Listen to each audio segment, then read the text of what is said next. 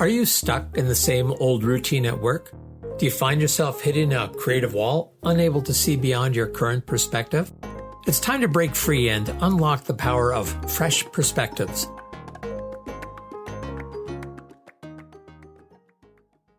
David Guthrow, discover fresh perspectives. And today, let's discover some with Shelle Rose Charvet. Shelle, welcome.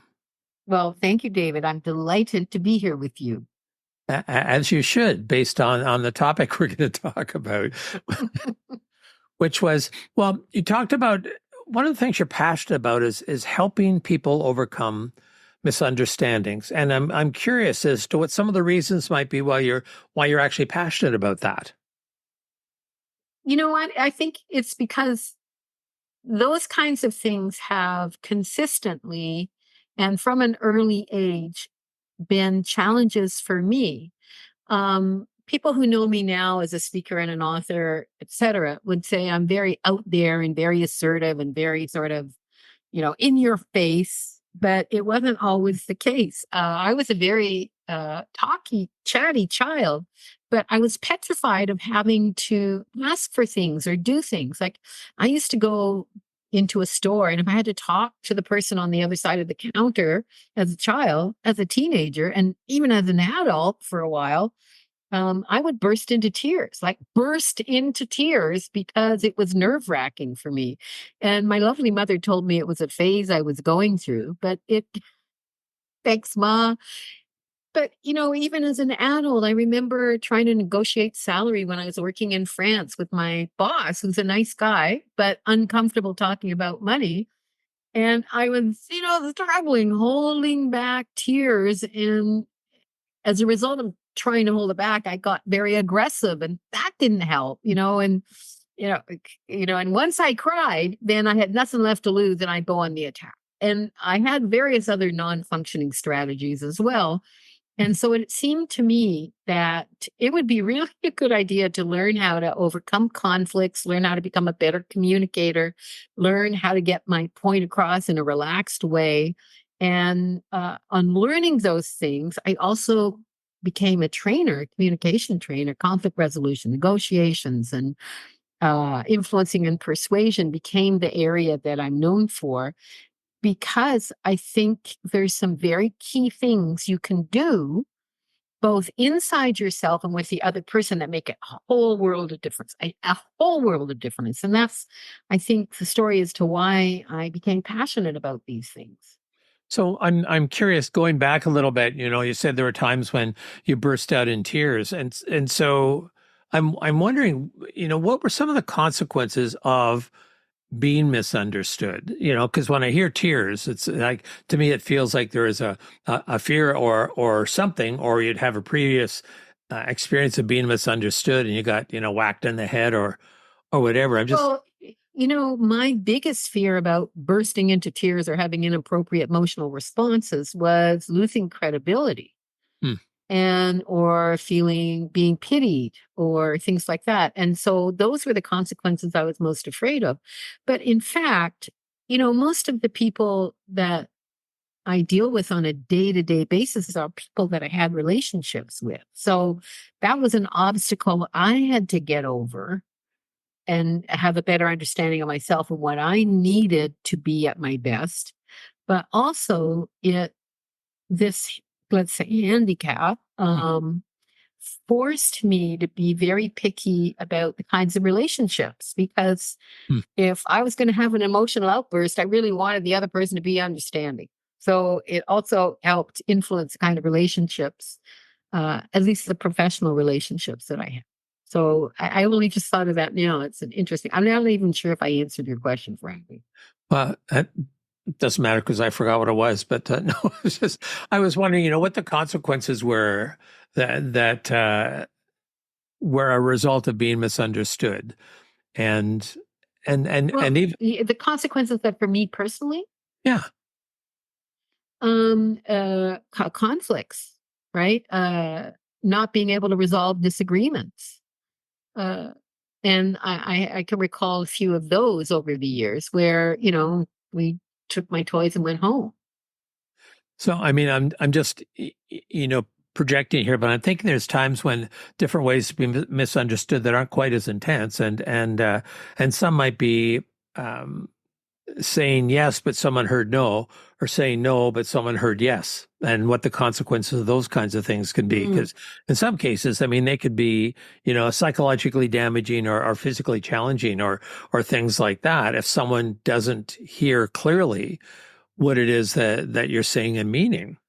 Well, and I think that's a great example. And I appreciate being given a specific example because I was doing this search in my brain for things, but the examples help. You know, I think when you want to communicate no and other people hear, gosh, she's a pushover, it'll be yes. The consequences for a lot of the people that I actually work with are exhaustion because they just can't deal with it. They end up getting overcommitted to all kinds of things and and and not respected. And they're not respected because they don't stand up for themselves and they get used. And I know that's been my situation where I couldn't say no or I couldn't figure out how to get someone to actually hear what I was trying to get them to say, particularly when it has to do with somebody else's behavior not being appropriate or you wanting them to change something. Those are difficult kinds of conversations. And I think unless you're practiced at this art, it's hard to get people to understand Well, without taking offense. Yeah. sorry. Well, laying on top of that, I know that you do a lot of traveling, and some of the misunderstandings that are cultural misunderstandings. Like one of the things that I hear, and I don't know if this is true. This could be modern management mythology, but in some of the Far East countries in Japan, I've heard specifically when someone is nodding their head.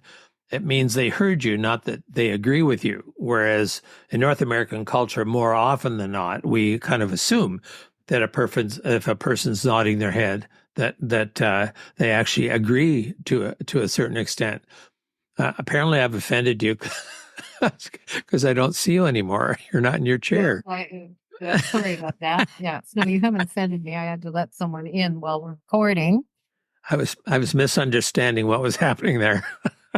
Someone who should have had a key. That conversation's over. Please be quiet. We're recording, and lock the door, thinking this person would then quietly open the door with a key. But that was not the case. It was a misunderstanding. Yes. I worked in a number of different countries. I've worked in a number of different places, including Japan, where I was going at one point twice a year.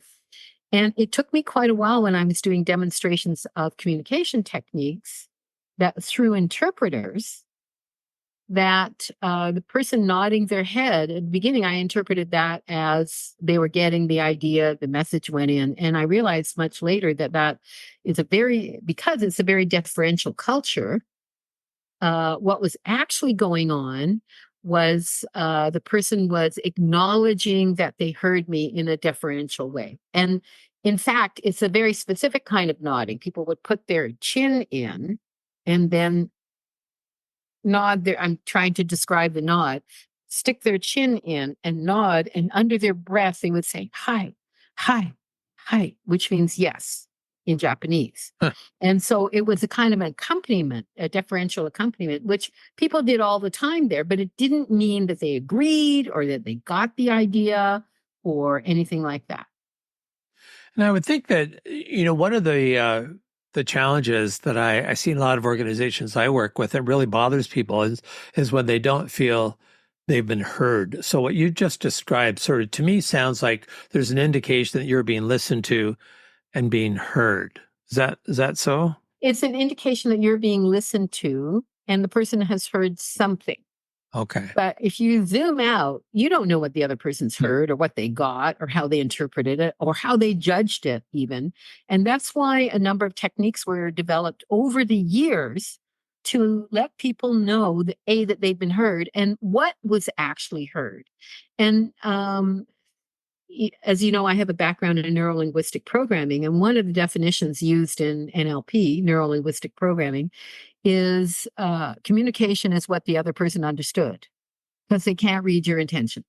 So it's a very useful definition. Communication is what the other person understood. So what you actually need is some kind of indication of what did they understand when you were talking, because then you can check things out. So for me, it was useful back in the 80s when I first started doing communication training in Paris and in other places in France. It was very à la mode to teach active listening. And active listening is paraphrasing back what you understood. But the times change, and we realize that paraphrasing is not the great cure for making sure you're on the same page, because words have meanings. And when I use certain words, when you use certain words, they have power for you and resonance for you.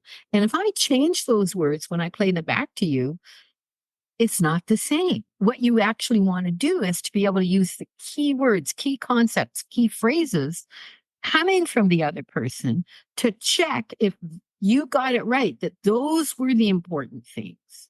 And then in a separate time, you can make sure you understand what those concepts, words, phrases actually mean. So we moved away in the communication field from active listening, which is still taught in some places, to playing back, mirroring, everybody's heard that, mirroring the key words and phrases that someone is using. And that can make a huge difference. And I suspect the best way to test out that theory is to try it out. Paraphrase somebody in a conversation and then listen for their key words and notice the difference in the kind of response you get.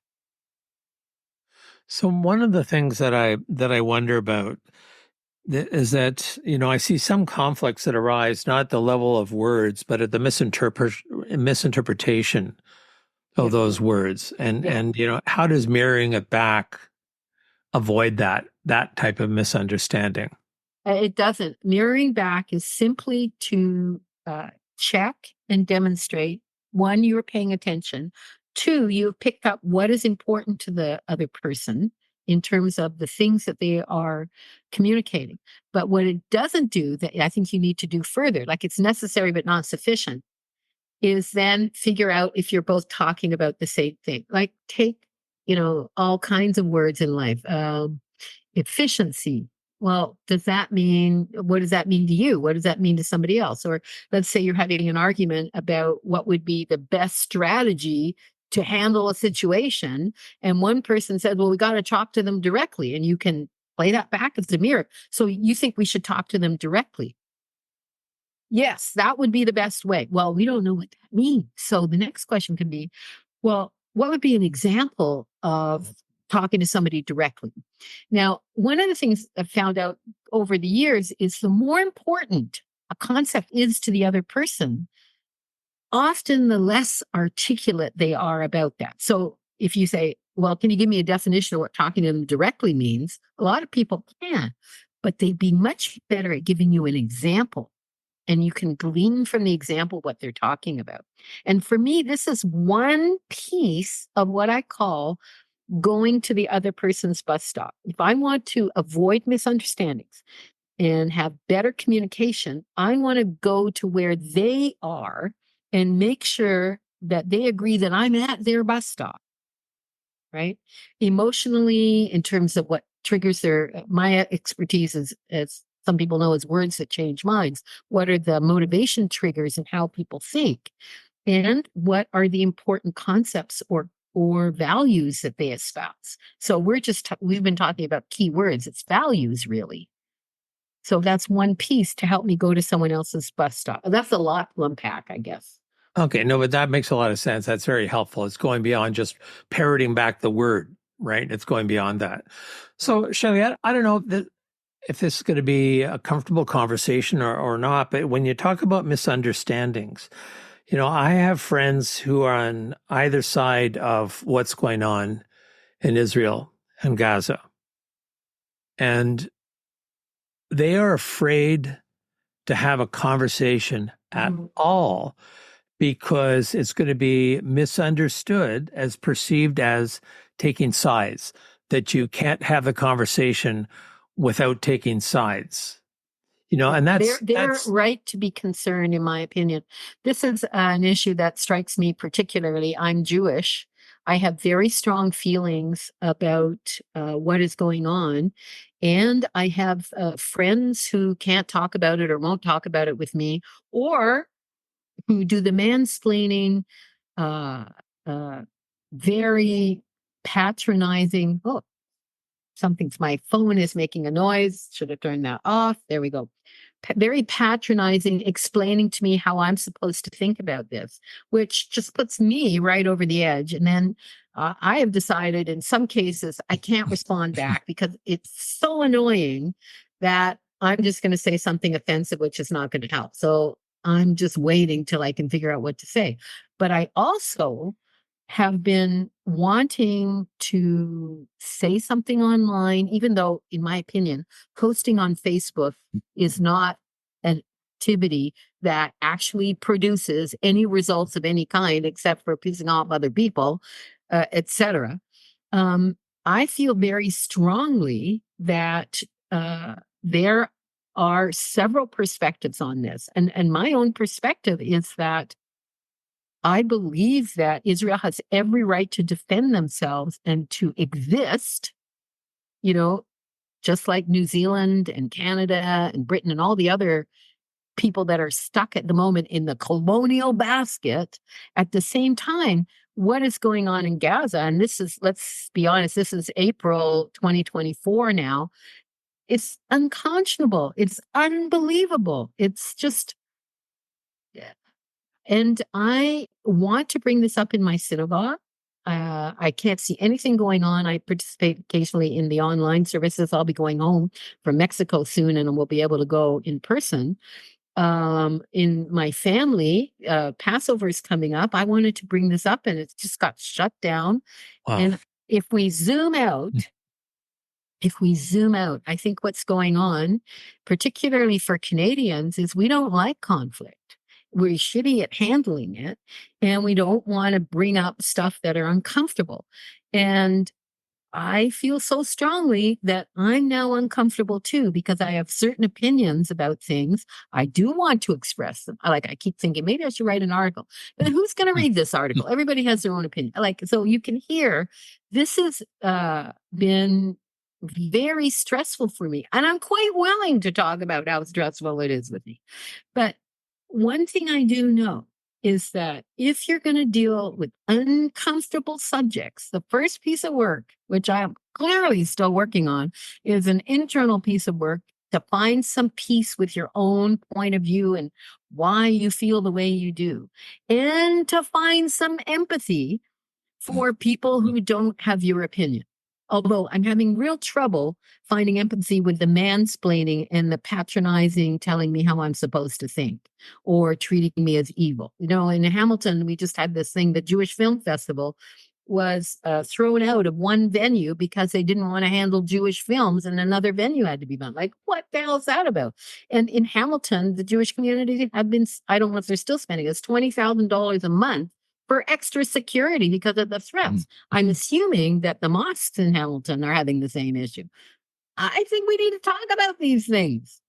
So if I were going to go further and be helpful to recommend these how you do this, there's a number of techniques that, let's say, once you found peace with yourself and some empathy for people who don't share your opinion. Although, Well, wait, before you go on, what do you mean by peace with yourself? well, you can hear in my voice, I'm still upset. Mhm. I am not ready emotionally to actually send out a communication I will be proud of in 5 years. Okay. I got work to do, right? Exploring the positive intentions behind what I'm doing, et cetera. And I'm also not saying that you have to have empathy with people who want to blow up other people. I personally don't think that's a useful thing to do.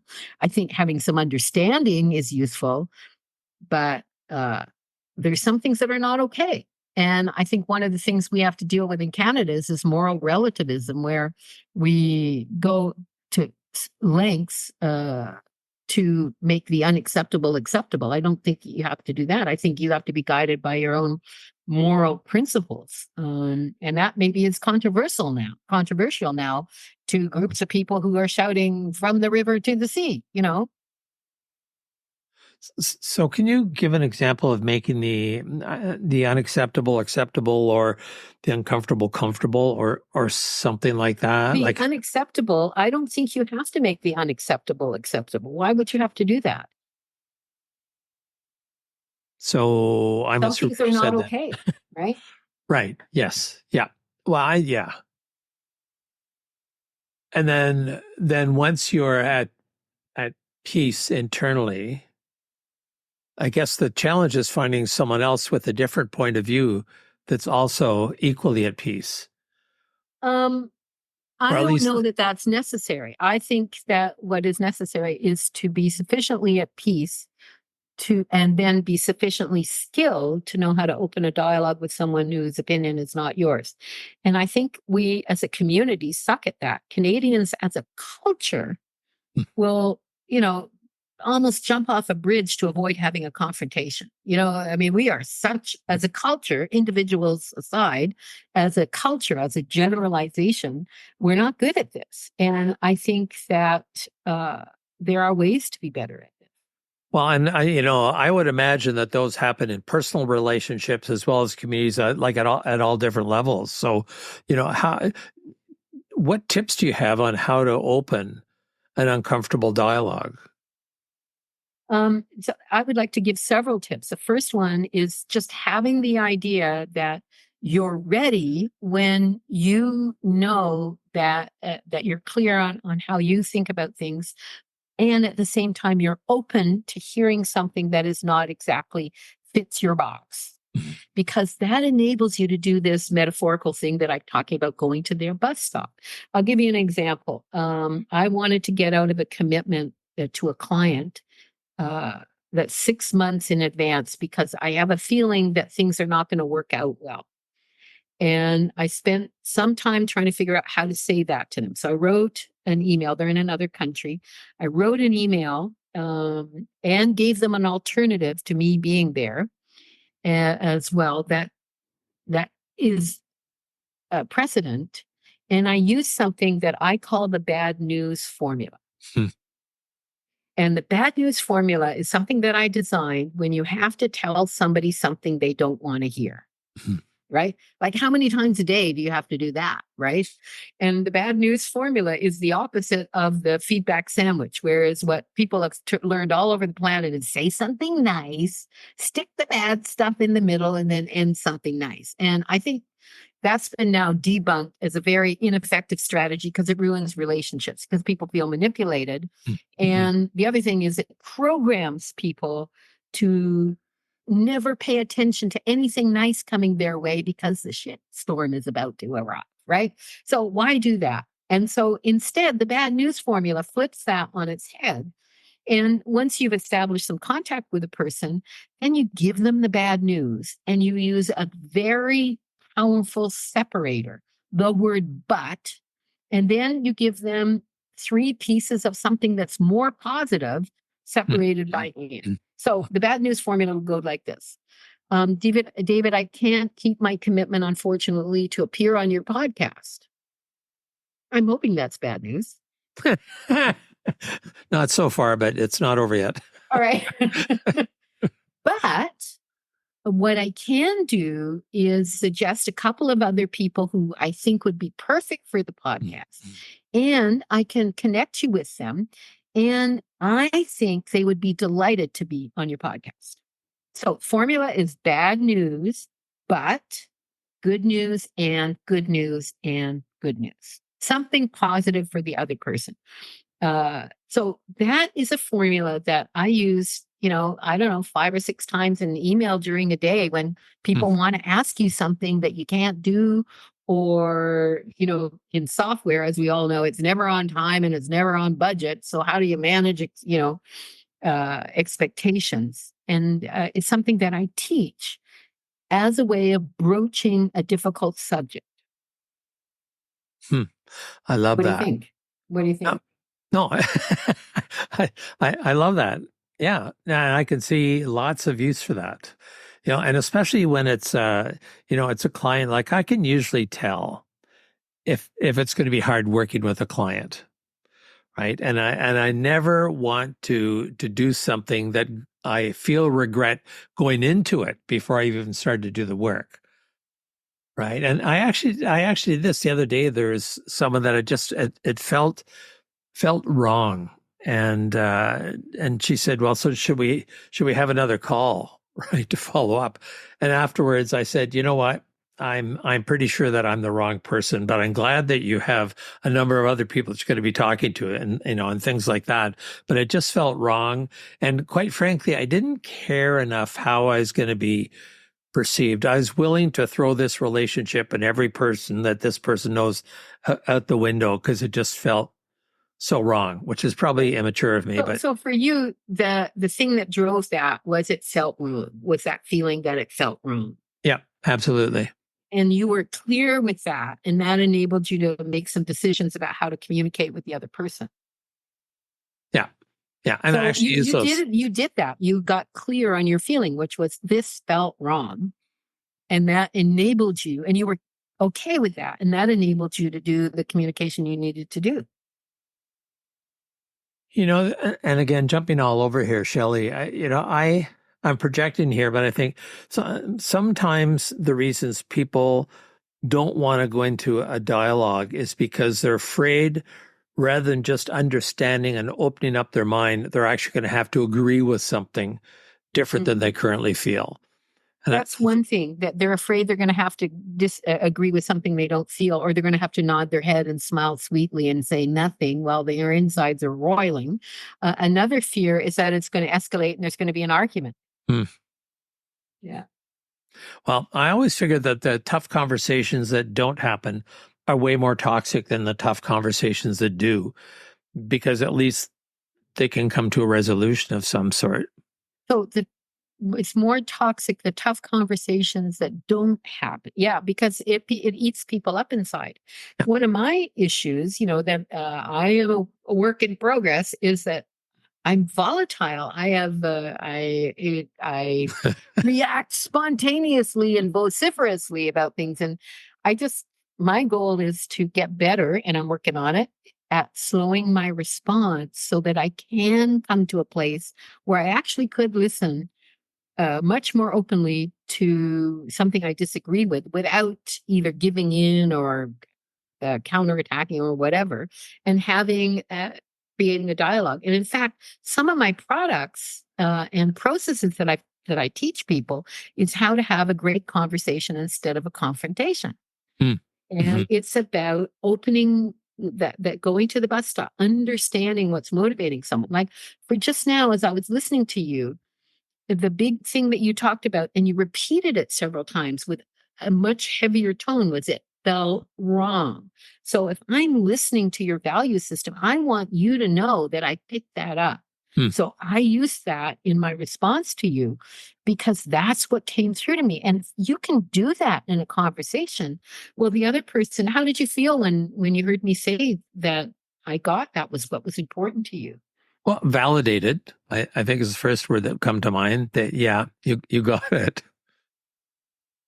Yeah. And that's important in a conversation because then you can relax. You don't have to defend your position, right? So it's not only that you feel validated, although that's important. It means you don't have to stick up for yourself because the other person is listening and honoring what you say. I didn't commit to agreeing to that, just that I got what was important to you. Well, So you don't have to stick up for yourself. And as I'm listening to this, I'm thinking that it felt wrong. And then I was starting to justify why it felt wrong. But because you got that it felt wrong, I could let go of that. Right. And isn't that liberating? So now we can have a conversation about what matters because you were heard and you don't have to make excuses, justify, rationalize. None of that is necessary. Now, this is a totally different direction. There's many different directions because when I asked what you were passionate about, there was sort of an essay. but one of the things that you said is entertaining equals being funny almost accidentally. And I think one of the things that I really appreciate about you is your spontaneity. And that's sometimes where all the humor comes, but it's also sometimes where it's Did I just say that right? Oh, So, yeah. Like there have been times when people have said to me that I've said things and I went, that sounds like me, but did I really let that out of my mouth? And yeah, this is where I could definitely use a little more self control. Yeah. But the spontaneity and the humor, like one of the things that sets me off is groups. It's like I cannot not entertain in a group. And recently I saw one of Wanda Sykes, the stand-up comedian, one of her and comedy writer, one of her stand-up pieces on Netflix. And I mean, she even said to me as I was listening to it, not to me. She even said at one point that she'd had sex with boys in high school, even though knew she was a lesbian. She said, "Well, I'm an entertainer," like,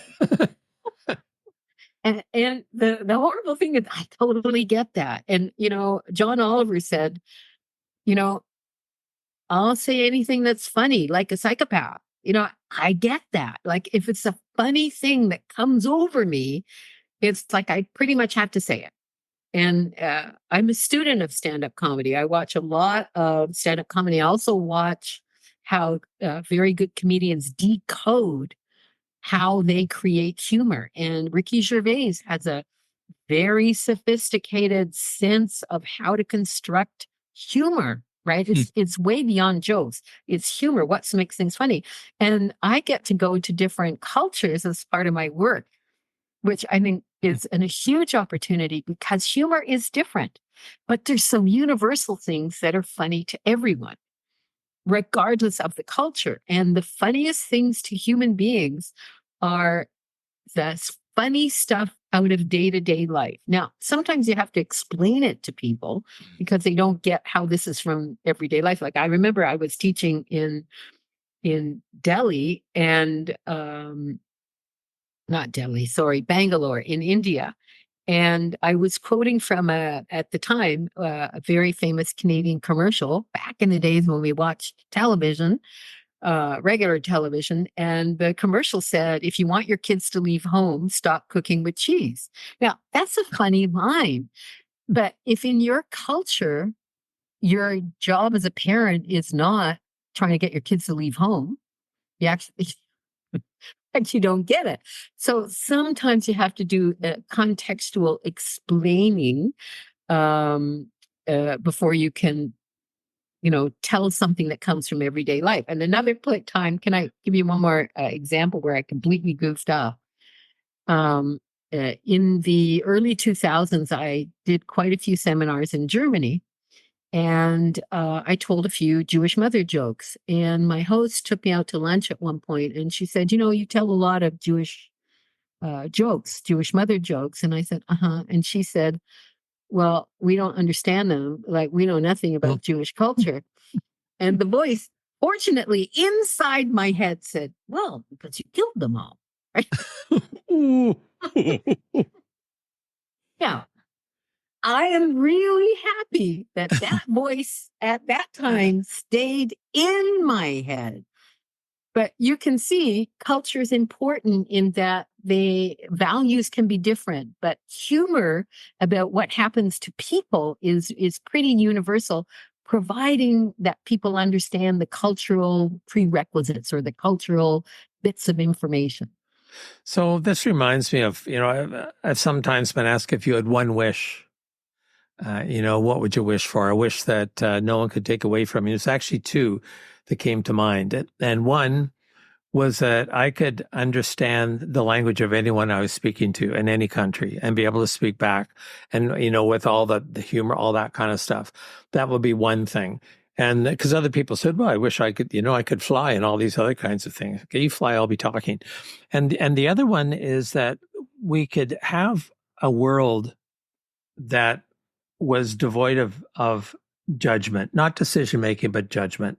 Because I think so often, we're thinking, and even more so now, about how we're going to be judged and what the consequence is going to be of using a certain word that maybe I use that word like for 20 years and ooh, we can't use that word now. And and the list gets longer and it's like, holy smokes, the chances of saying something that's going to piss someone off is like 100%, like 100%.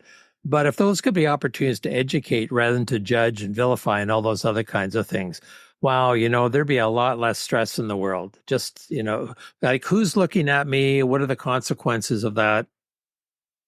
So you said judgment, right? If there would be a whole lot less judgment or a lack of judgment would be your wish. Well, not When lack. you Yeah, lack of that there wasn't going to be that someone wasn't going to be judging what I say or what I do.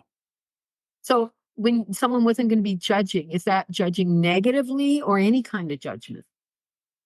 Well, I guess usually I think when I think judgment, I think in a negative context. That's quite interesting, right? As opposed to assessing or something like that, where it could be a positive assessment. I realize I'm going to invite you to join me in the hole that I'm digging for myself here, Shelley. Oh, like me in the hole. Okay. But you're using judgment in a way that it means a negative kind of judgment, not That's yes. either side. But that's okay. Yeah. It's your word, it's your concept. I just wanted to be clear that that's what we were talking about. Yeah. Yeah. Yeah. I just think that'd be so much easier. And I know that you have to go very soon. And so this conversation went all over the map. Well, Literally. I want to comment on what you just said about judgment. Uh-oh. And because I think it's even worse than you said. In a way, you have to predict now what will be negatively perceived in the future. And, again, I want to quote a comedian, Ricky Gervais said, you got to know what's going to offend 20 years from now. He said, like 20 years ago, we didn't know this sentence was going to offend people. Women don't have penises. Right? I have titles. Wait a minute. What do you mean women don't have penises? I got to write this down. Yeah. And I have a title of an article that I thought was brilliant at the time, but I can't use now. And the article title was Only God Can Demand Blind Faith. Only God can demand blind faith. Everyone else has to prove their case. And it was an article about how to be convincing to skeptical people. But now, if you talk about God demanding blind faith, it can be associated with supporting terrorism and other things like that. I mean, it's not an appropriate title today. And it's difficult to figure out what you can do. And I think you're absolutely right when you said that your chances of offending somebody are 100%. But what's your feeling about that, David? Well, I, excuse me, I think I've come to grips with that. Said, hopefully it'll lead to a good conversation. Like I'll give you an example that I was, and I may have used this example in another podcast, but people don't pay attention to them anyhow. So I was in Suriname in South America, and we were doing some planning and doing some different team development exercises. And at one point, we had to get into some groups to talk about what's going on. I said, you know what? Feel free to use English or Dutch or tacky, because I'd read in a guidebook that the language of the native people in Suriname was tacky. Well, one of the women there said to me, that's actually quite offensive. And fortunately, having learned from my daughter to say, tell me more, that's exactly what I said. Tell me more. Help me understand. And usually speaking truth to power in the Dutch environment, not done, not cool. You just don't do it. But she did. And so I appreciated her courage for that. She said, well, way back when the Dutch conquerors came in and the natives came down, I don't even know if you can use the term native anymore. The native people came down and, the Dutch were just saying, oh, yes, they're just, because they couldn't understand, they're just talking, and they used their hands to show them flapping back and forth. And that just talking became tacky, which is in fact like a very colonial put down, right? But I was so appreciative that could be a learning moment.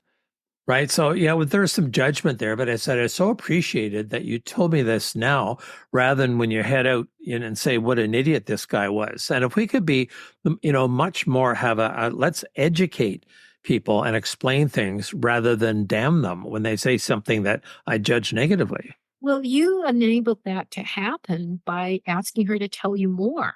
You opened the possibility of her saying, should I, shouldn't I, and then deciding to go ahead with it. If you had not done that, there would have been no space for her to do that. So I contend that you created the space for that to happen, and it wouldn't necessarily have happened if you had not done that. Yeah. I'd agree. In fact, when I work with First Nations groups, I usually start out by saying, there is a very good chance that I'm going to say something that you find offensive or it's just patently wrong. And I would really appreciate it if you would let me know. Because as soon as I think I know something, I go into another environment where what I know is totally wrong. Right. So please, help me be better. Yeah, David, you are one of the best facilitators I have ever had the pleasure to work with. And the way you facilitate groups is just extraordinary. And partly because of your attitude and your humor. Like, I have never laughed so hard through strategic planning exercises in my life, except when you've been running them. So. Yeah, unfortunately, we've ended up with the strategic plans as a bit of a joke as well, so it just follows all the way through. Not true, not true. Yeah. Shelle, I so appreciate this, and I so wish we were face to face because I really value you as a friend and a confidant and all those good things. So I so much appreciate you take time to be here with me today. Well, thank you, David. I always appreciate our conversations. So, as you probably are well aware, this has been David Guthrow with Discover Fresh Perspectives. Subscribe now, because on Fresh Perspectives, every episode is an opportunity to explore new horizons and redefine what's achievable.